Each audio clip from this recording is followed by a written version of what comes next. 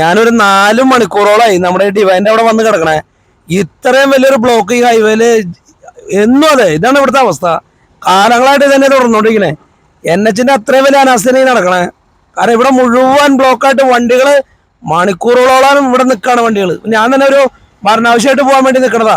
3 മണിക്കൂറോളം ഈ പാലത്തിനായിട്ട് ഇവിടെ വന്ന് വിട്ടിക്കണേ ഒരു സിഗ്നലില്. അത്രയും ബ്ലോക്കാ ഈ വഴി. എത്രയോ മണിക്കൂറുകളായിട്ട് ചരക്ക് വാഹനങ്ങൾ, അത്യാവശ്യം ജോലിക്ക് പോകുന്നവര്, അങ്ങനെ ഒരുപാട് കാര്യങ്ങളുമായിട്ട് പോകുന്ന ഒരൊറ്റ പേർക്ക് ഇവിടുന്ന് പോകാൻ പറ്റാത്തൊരു സ്ഥിതിയിലാണ് നിൽക്കുന്നത്. അതാണ് ഇവിടുത്തെ മുരുങ്ങൂരത്തെ അവസ്ഥ.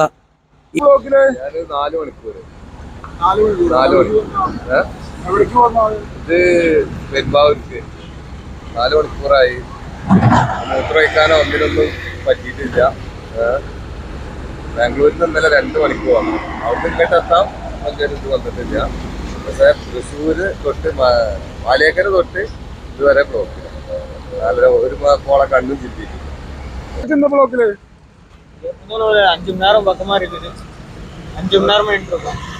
காலையில 1 மணில இருந்து விடிகாலையில நின்று இருக்கிறோம்.